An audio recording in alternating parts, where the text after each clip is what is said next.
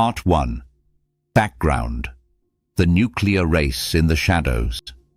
Iraq's ambitions. In the mid-1970s, Iraq under Saddam Hussein was positioning itself as a dominant power in the Arab world. While it openly courted Soviet military hardware and French nuclear assistance, behind closed doors, the regime dreamed bigger, of becoming the first Arab nation with a nuclear bomb. In 1976, Iraq signed a deal with France to build a nuclear reactor, officially for peaceful purposes.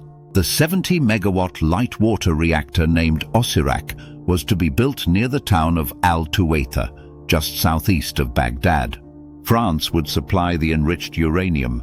Even though the reactor was under International Atomic Energy Agency (IAEA) safeguards, Israel was not convinced.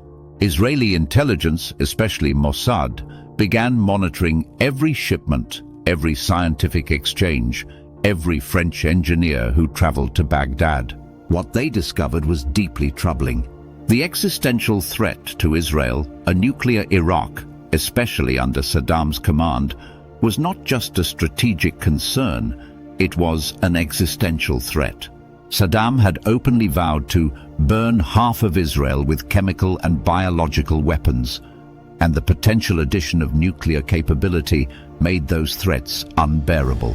In the aftermath of the Holocaust, the founders of Israel had sworn that no enemy would ever be allowed to develop weapons capable of exterminating the Jewish state. Thus began the secret formulation of a plan to strike Osirak before it became operational. Part 2. The Israeli Dilemma. Political debate. Within Israel's leadership, the debate raged. Could they justify a unilateral strike on a sovereign nation's nuclear program, especially one still under IAEA inspections? International law, diplomacy, and the United Nations would surely condemn such an action. Prime Minister Menachem Begin, however, was unyielding. Drawing from the lessons of the past, he declared what would later be called the Begin Doctrine. Never again will we allow our enemies to develop weapons of mass destruction against us. We must act, alone if we must. Intelligence confirmed. In late 1980 and early 1981, Mossad provided conclusive evidence. The reactor was nearing completion. Once active, bombing it could lead to widespread radiation, massive civilian casualties, and international disaster.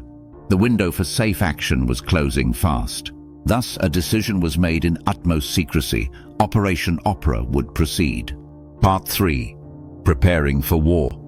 The training grounds. In the Negev desert, the Israeli Air Force secretly constructed a full-scale model of the Osirak facility. For weeks, pilots flew simulated missions using this replica, memorizing every antenna, tower, building, and access point. Everything had to be perfect. The approach, the bomb drop timing, the altitude, the escape path. Aircraft and weaponry 8, F-16A.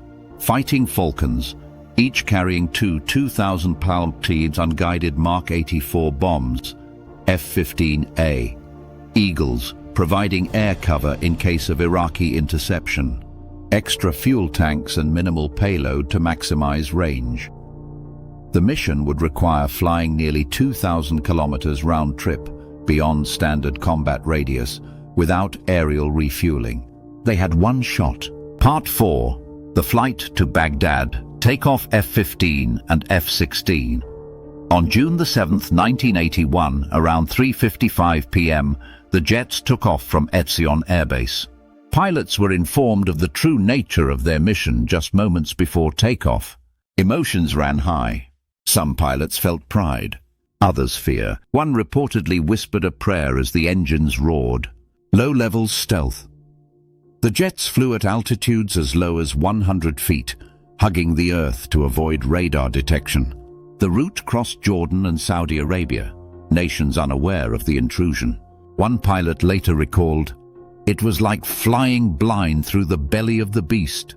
One mistake, and we'd be trapped behind enemy lines with no backup." Despite the risk, no alert was triggered. Iraq had no reason to expect war from the skies. Part 5. The strike. Target acquired at exactly 5:35 p.m. Baghdad time, the jets emerged over the desert skyline. They identified the Osirak dome below, a bright white target against the sandy landscape. The lead pilot, Ze'ev Raz, dove first. All bombs armed, visual on target, commencing attack run. The bombing run. Each F-16 followed in sequence. First pair bombed the reactor core. Second pair struck support buildings. Third wave dropped explosives on the control rooms and laboratories. The entire bombing lasted less than 120 seconds. The explosion, a fireball, erupted from the dome. Smoke and fire shot hundreds of meters into the air. French technicians nearby were injured. Iraqi military scrambled, but it was already too late. Osirak was obliterated. Part 6. Escape. The Israeli jets climbed to altitude and accelerated out of Iraqi airspace.